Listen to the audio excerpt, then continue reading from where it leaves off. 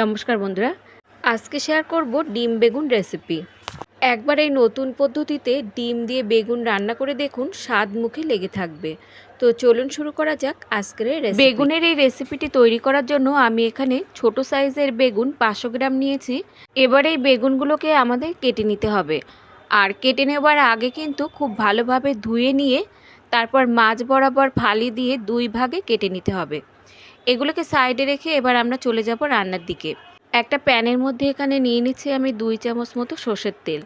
তেল ভালোভাবে গরম হলে কেটে রাখা বেগুন দিয়ে তার মধ্যে দিয়ে দিচ্ছি আমি সামান্য একটু লবণ আর সামান্য একটু হলুদ গুঁড়ো। এখন হাই হিটে রেখে আমাদের বেগুনগুলোকে হালকা লালচে করে ভেজে নিতে হবে। তবে খেয়াল রাখতে হবে বেগুনগুলো যেন পুরোপুরি গলে না যায়।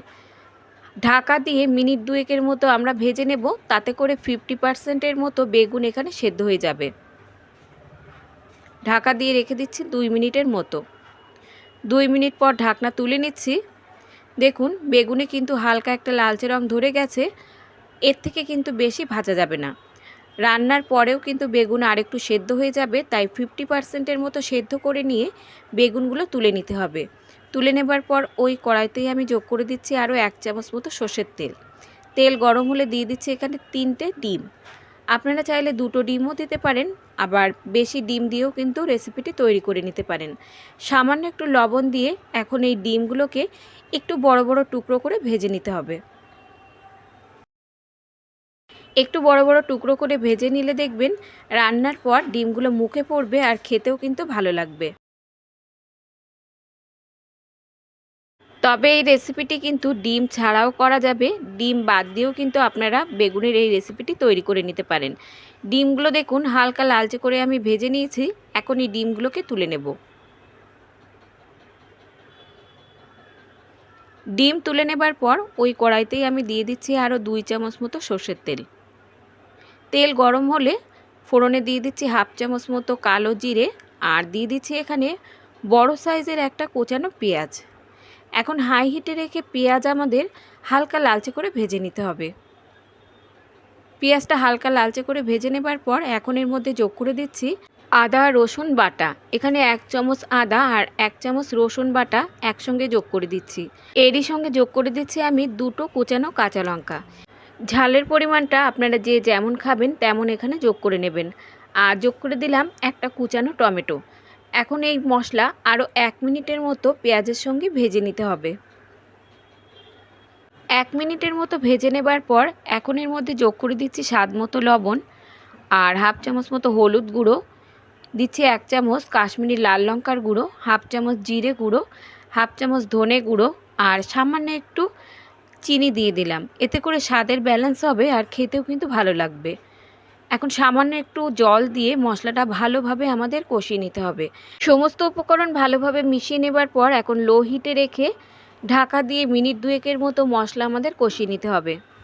মিনিট 2 পর ঢাকনা তুলে নিচ্ছি। দেখুন মশলা থেকে তেলটা ছেড়ে গেছে আর টমেটোও কিন্তু খুব ভালোভাবে এখানে নরম হয়ে গেছে। এবার এই মশলা আরও 2 মিনিটের মতো আমাদের খুব ভালোভাবে কষিয়ে নিতে হবে। আর টমেটোগুলো এভাবে একটু ঘেঁটে দিতে হবে হাতা দিয়ে, তাহলে মশলাটা বেশ মাখা মাখা তৈরি হবে। আরও মিনিট 2-3 মতো মশলা ভালোভাবে কষিয়ে নেবার পর এখন এর মধ্যে যোগ করে দিচ্ছি আগে থেকে ভেজে রাখা বেগুন।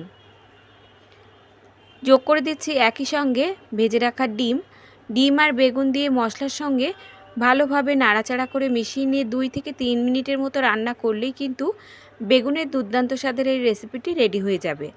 আর এখানে কিন্তু বন্ধুরা জল পড়বে না, জল ছাড়াই দেখবেন রেসিপিটি বেশ মাখা মাখা তৈরি হবে আর খেতেও ভালো লাগবে।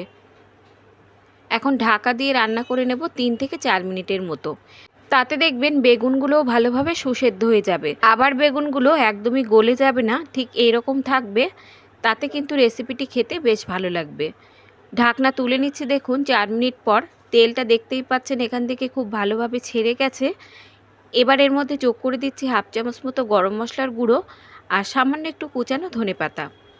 ধনেপাতা আর গরম মশলার গুঁড়ো দিয়ে মিশিয়ে নিলেই কিন্তু আমাদের এই বেগুনের রেসিপিটি একদমই রেডি। গরম গরম ভাতের সঙ্গে সার্ভ করুন কিংবা রুটি পরোটার সঙ্গে, সব কিছুর সঙ্গেই কিন্তু বেগুন ডিমের এই রেসিপিটি খেতে দারুণ লাগবে। ঢাকা দিয়ে আরও 1 মিনিটের মতো আমরা রান্না করে নেব। 1 মিনিট পর ঢাকনাটা তুলে নিচ্ছি। রেসিপিটি একদমই রেডি। এবার আমি সার্ভ করে নেব। তো বন্ধুরা, আজকের এই সহজ রেসিপি আপনাদের ভালো লাগলে একটা লাইক আর সাবস্ক্রাইব করে আমার পাশে থাকার অনুরোধ রইল। আর সম্পূর্ণ রেসিপিটি দেখার জন্য সকলকে ধন্যবাদ।